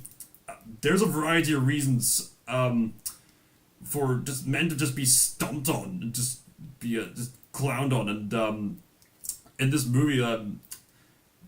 movie has been praised for the dynamic between Jim Hawkins and Long John Silver, because of all the adaptations of Treasure Island that exists, this movie of all things contains the most nuanced relationship between Jim Hawkins and Long John Silver. It's the best part of the movie. It's the sort of broken father-son relationship where, on the one hand, you have this young man who's got so much potential but is held back by his personal problems with a father who abandoned him, and him penting off that grievance by being a rebel and being outright dangerous about it. And then his mentor figure is a pirate, a criminal pirate cook. And Long John Silver sees potential in him. And John Silver didn't have to do this, but he just goes out of his way to mentor Jim to actually be a man, to pick his own fights and stand up for himself. And Jim does exactly that. And there's kind of an interesting pressure test when John Silver inevitably confronts Jim in regards to the conflicts of who's going to get the treasure and the fact that the pirates are being pirates. But ultimately, through John's mentorship, Jim actually manages to stand up for himself and save the day through that. Ben in this movie does get particularly annoying, but other than that, this is a pretty solid movie. It's honestly become more relevant than ever. And another thing, I've got DVDs for the best Narnia movies: The Lion, the Witch, and the Wardrobe, and Prince Caspian. What I like about this that I found at a charity shop is that this DVD actually has the wardrobe get up, so I'm glad that I actually got it. You know, the whole. Oh wait. Oh yeah. It's like that. Yeah. So 10 hours of special features. Oh no, wait, it goes the other way. There we go. Yeah. Really cool stuff. So yeah, that's all the physical media I managed to collect for Disney Home Entertainment. I was not expecting for that to go as deep as it did. I just want to remind you, physical media is not dead. It's just becoming more of a niche, and because the anime industry likes to have those refined collector's editions, and because Sony and other companies like the Criterion Collection, the anime industry, Sony, and other notable film companies, especially in the independent film market, they like to sell physical copies of their movies and TV shows. Physical media isn't going away. It's becoming more niche, and when it becomes more niche, it becomes more professionalized. And that is actually a blessing to have, because that means there's less likelihood to have physical media of just outright slop. I mean, think about that. This is something to actually celebrate. We should be grateful that, despite the poor circumstances that we're in, Blu-rays and 4K discs and whatnot have actually gone up in prices, and there's a genuine passion for physical media. And as long as there's people like us and me to be passionate about physical media, believe me, physical media will not die. It'll become less popular, yes, but it will not die. Trust me. But as for Disney Home Entertainment, it's over. You see why I named the live stream It's Over? Other stuff to cover. Let's see.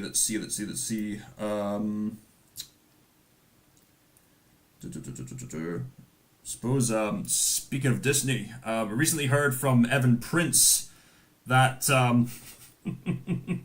somehow Gina Carano returned.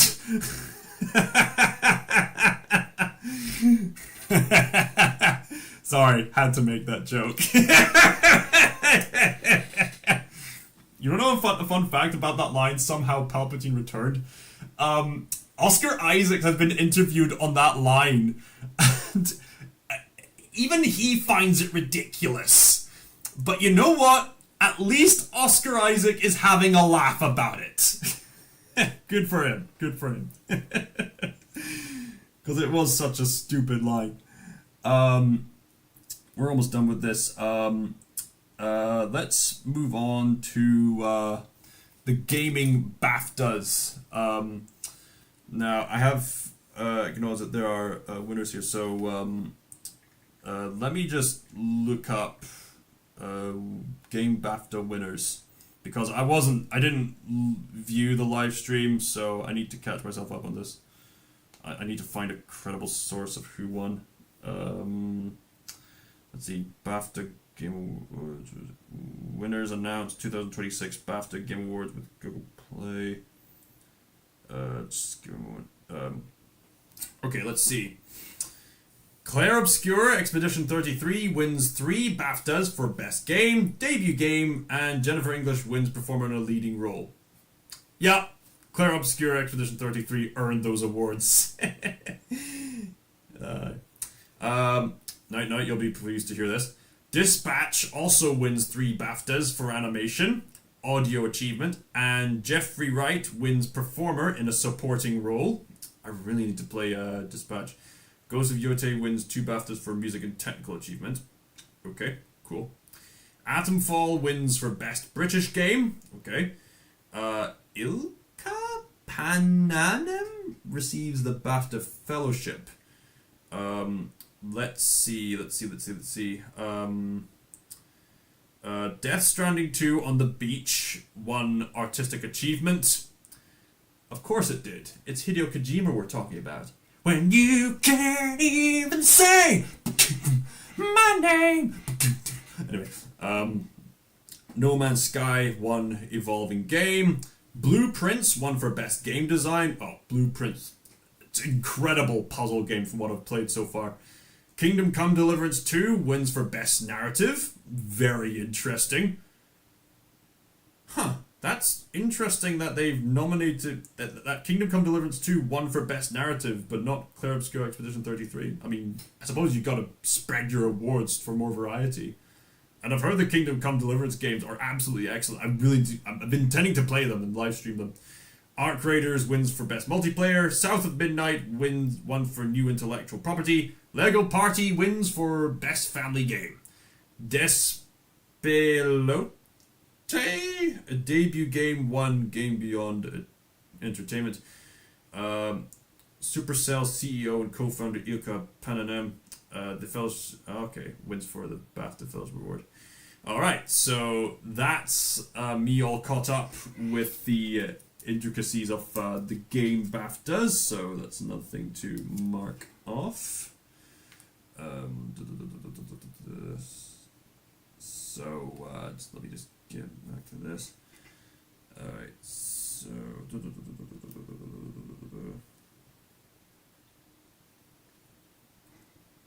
right. Other things to mention. So I mentioned game BAFTAs. Yes, another thing to mention. Recently, there's been a cultural phenomena for One Piece. Partially due in thanks to the fact that the Netflix live-action adaptation has renewed interest in the series, and I will make an endorsement video for the live-action adaptation series because it's genuinely excellent. Hey, Evan Prince! Ha ha ha! The very man himself! Woohoo! Nice. Welcome to the live stream, my friend. I mentioned the Clayface thing, and I mentioned that somehow Gino Carano returned. Yeah, I really do love these sunglasses particularly. I wear them out in my run. I was out in a run today. It was so sunny. It was too sunny to stay indoors, and I wore these sunglasses because it was so bright. And I just ran I ran 2 10K runs today. Absolutely worth it. The first one was I did kind of a 3K run and stopped it. And then when it was 7-8K run, but then. When I went to the curry night tonight, I went on a legit 5K there and then ran 5K back. Worth it, absolutely worth it.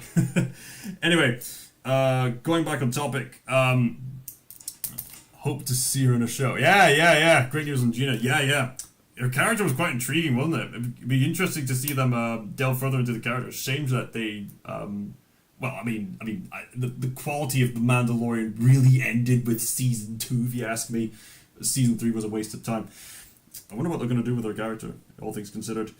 What was I talking about? Oh yeah, the One Piece phenomena. Yeah, there's been a renewed interest in the One Piece phenomena, not just due to the Netflix show, which I will make an endorsement video for, but also the fact that that Oda himself has announced that the final arc is here. And he's built up the hype to such an extent, he has literally written the secret of the One Piece and put it into a chest that is locked into a capsule, which he then, get this, literally put to the bottom of the ocean until the story is complete. I kid you not. Like, it really is amplifying the meme of the One Piece. The One Piece is real! Chopper Raccoon. Yeah, exactly. Rocket Raccoon.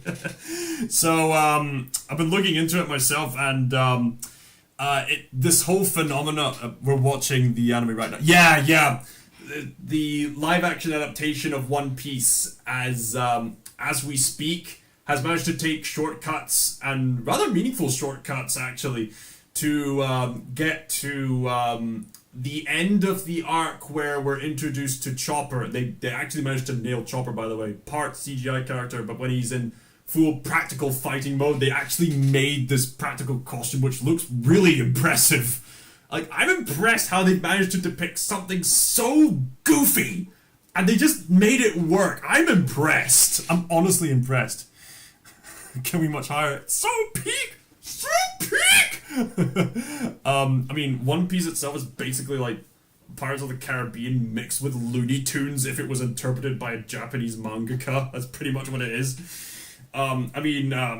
It's notorious for having a lot of filler, which the Netflix adaptation does fix in a lot of ways. In fact, one of my favorite scenes from the live-action adaptation is when Luffy sings to Laboon the whale. And I've heard that in the anime show, there's an extended a period of time where Luffy fights the whale, but by having Luffy sing to the whale, it actually ties back rather meaningfully to the pirates that Laboon the whale missed, as well as incorporates the songs into the world building, into the relevancy of the story in a rather meaningful way. Brilliant scene. And now all this hype for One Piece has gotten people invested to get a catch up to the finale, and the live action adaptation has not depicted the Alabasta arc yet, which is what me and Brooks are currently taking time to watch. When they're going through the desert land, they come across these desert sand dwelling pirates. They have to confront a dung beetle that launches a giant dung ball at them. And this is where we're introduced to Luffy's brother Ace, who has fire powers. And they're still on the run from the One World government, as well as the Number gangsters. There's a variety of factions there. It's pretty goofy stuff. At the same time, I get it. I absolutely get it why they got so invested. Because even with the filler, there's still that investment of the adventure and the theme of friendship along the way. Yeah, I completely get it. So there's the One Piece phenomenon. Another thing that's happened lately is that I've been playing a game called Pragmata as of late. It's a really wholesome game. It really is. It's a game where it's made by Capcom, so the same people made Mega Man and the Resident Evil series. Resident Evil seems I mean, Capcom seems to be really fixated on releasing games involving parenthood this year. First, Requiem involved with sequences of Grace and Emily, and now this game with Hugh and Diana. Hugh, Diana, Hugh, Diana, Hugh, Diana, Hugh, Diana, Hugh. So Pragmata has sold over 1 million copies. I even got a physical copy myself, and people adore the game. I adore the game. It's a bit more of a slower paced combat game, but that's on purpose because the enemies are meant to be notoriously tough to beat, so there's a tension in them approaching you, but you're assisted by your companion character, Diana, who's this android girl who can hack into these robots to expose them, get rid of their armor and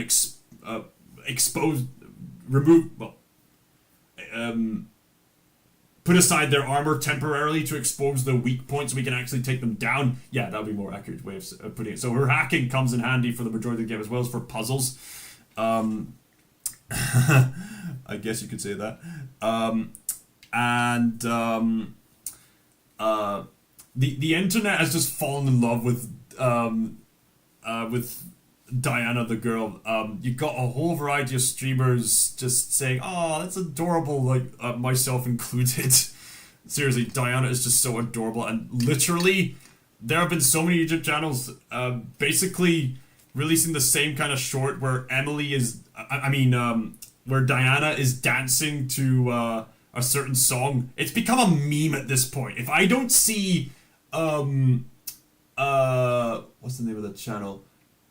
Lessons in Meme Culture. If Lessons in Meme Culture does not acknowledge the Diana dance meme, then what has he been doing? That's how popular it's been getting on. Grim Reaper. Yeah, Grim Reaper would be more accurate for Evan's case.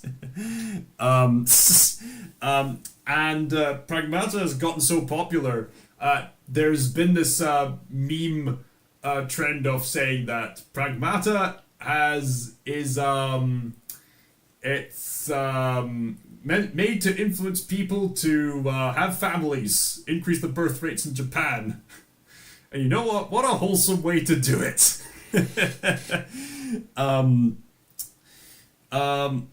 Unfortunately, with certain people online, there's some people online who just have to suck out the fun and everything. And there are people online, particularly from the woke crowd, who have accused Pragmata of being some kind of, forgive me for saying this, some kind of pedo fetish. What? Okay. These people are terminally online and clearly mentally ill through political dogma.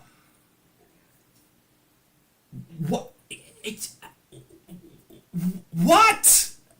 There is nothing remotely sus about Pragmata. It is a wholesome game about a space dad trying to look after his surrogate daughter.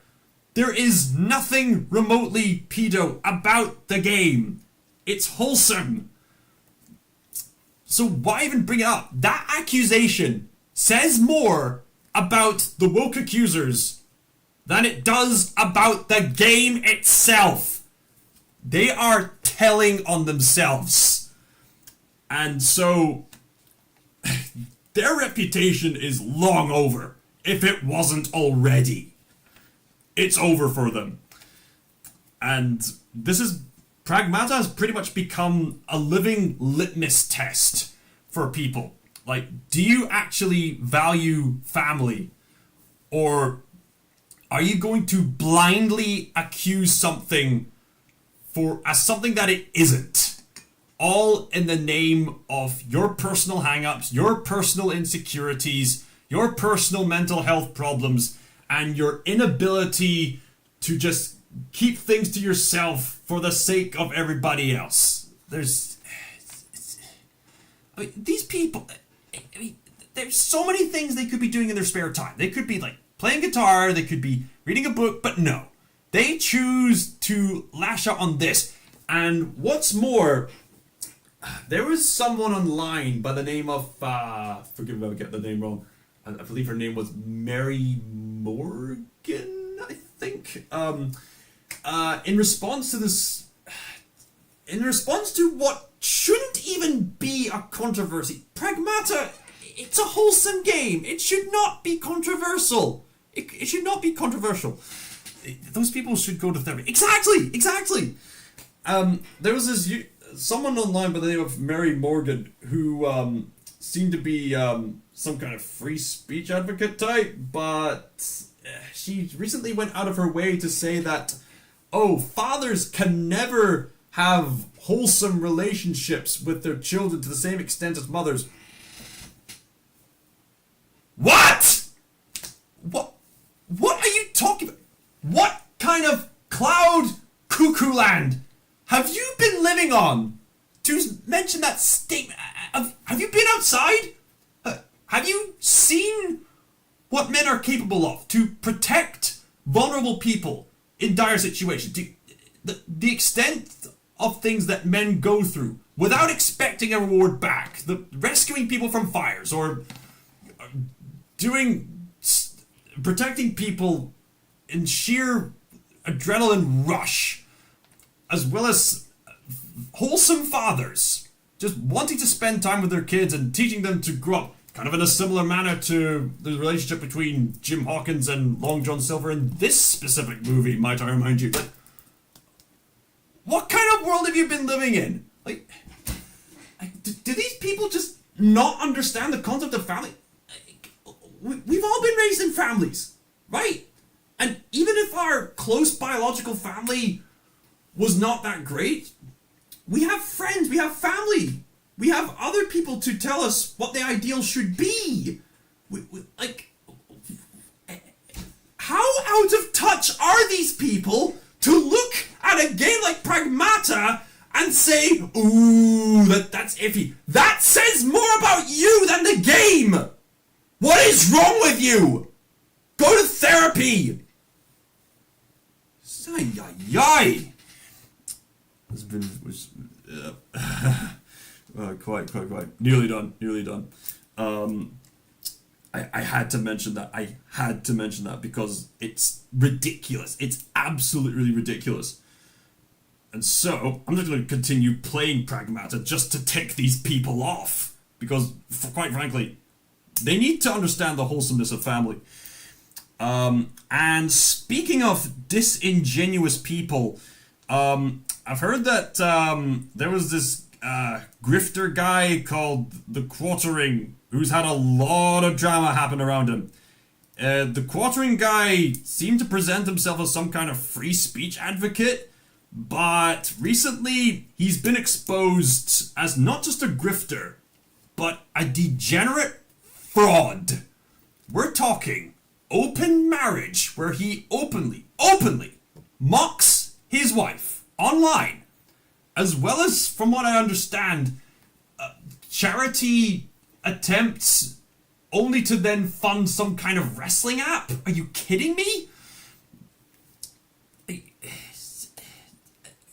What is good free speech? And this individual claims that he converted to Christianity after the death of the man who wanted to talk. No, you didn't. You did not become a Christian. You did not become a Christian. If you did, you would not be openly mocking your wife like this. If you were a legitimate Christian, the fruits would be showing. They are not. They are rotten to the core for the public to see. And the most embarrassing part about all this, he is lying. He's trying to cover himself up, much like Adam and Eve did when, they got exposed. That's something I've been taught lately.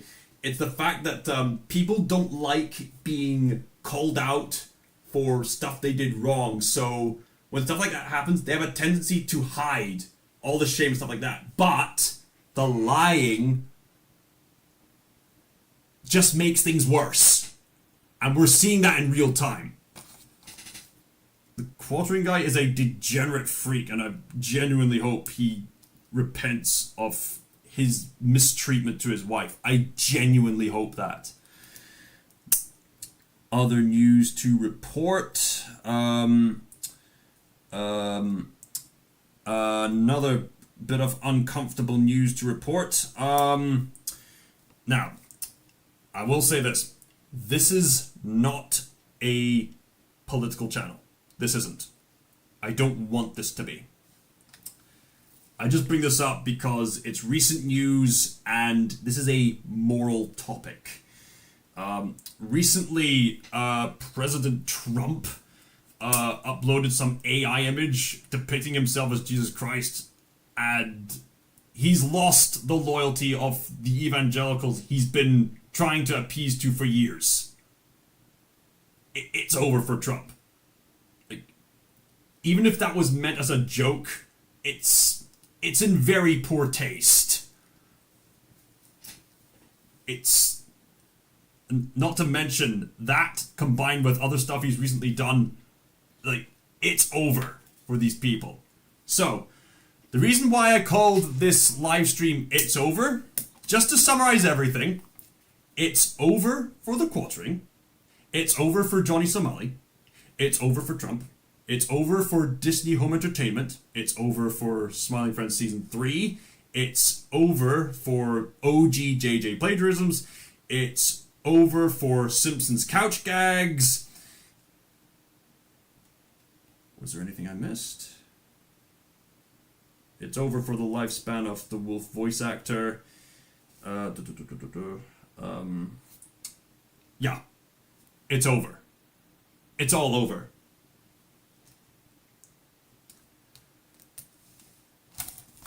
One thing I'll cover just briefly. One of my subscribers has been insisting that I raise awareness of autism because April is apparently an opportunity to do that. I mean, I probably would have just done that at any given time, to be honest. Seems kind of odd that people would relegate certain periods of history and other traits of people and whatnot to just a month, when really it's all of life. Seems kind of odd in that way, but regardless, I just thought it'd make me the opportunity to just say, I got this magazine about understanding neurodiversity. I was intending to read over it, but I think I might as well just dedicate a whole other live stream to it. It's too vast a topic to contain with what little time I already have already. I will say this, with neurodivergency,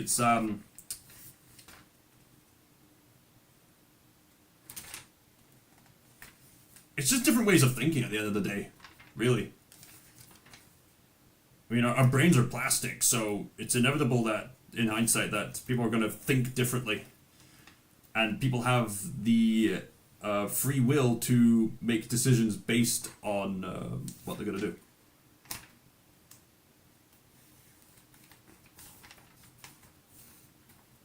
Find a way forward. Yeah, keep moving forward.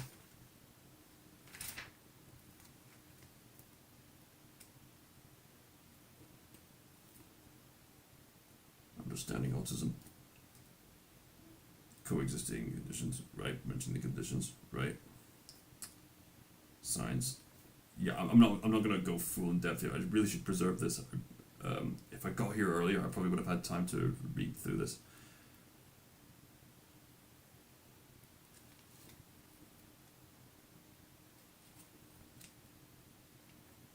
We already got pretty deep with my autism condition previously on this live stream.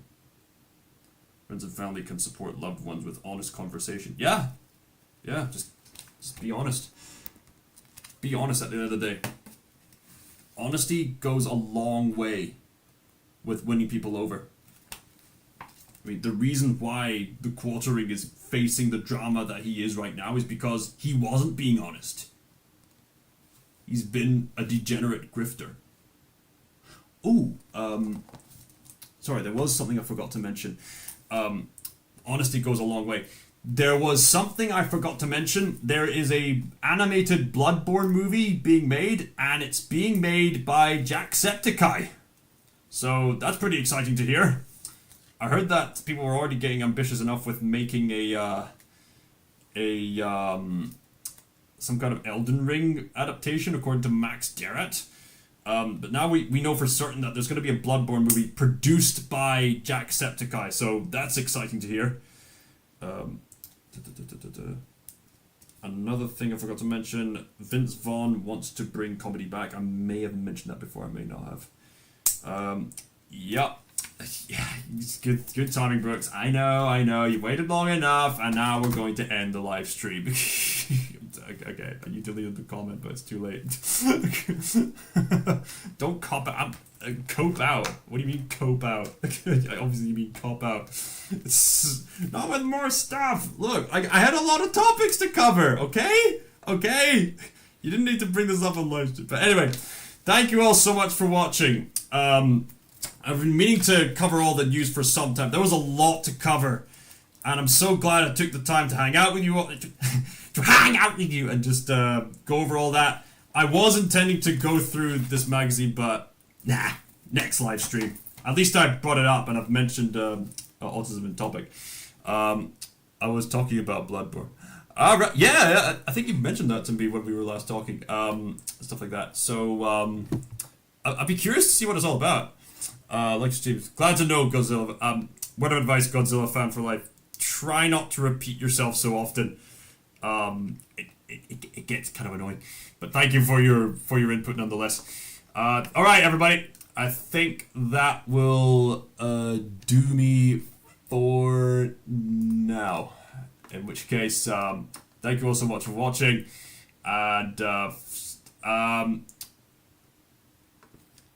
forget to support my my run. If you go back to on this live stream and click the link, you should be able to find the link to the charity I'm running for. But you know what? I already have it up on my Discord page. But I think just for the sake of refreshness, I'll just send that link to you again for you to take a look at.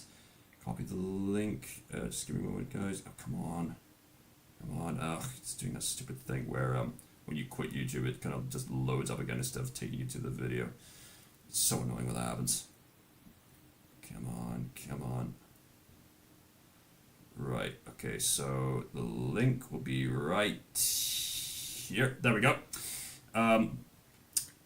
If you look into the link, that'll give you the link to the charity I'm raising funds for the marathon. I did take the time to run outside this sunny day. A 10k run. I can still run 10k under an hour, so I think I'm doing good. All right, enough delays. Thank you all so much for watching. Spread the love of the channel. I will make more live streams of Pragmata and keep spreading that smiley friends.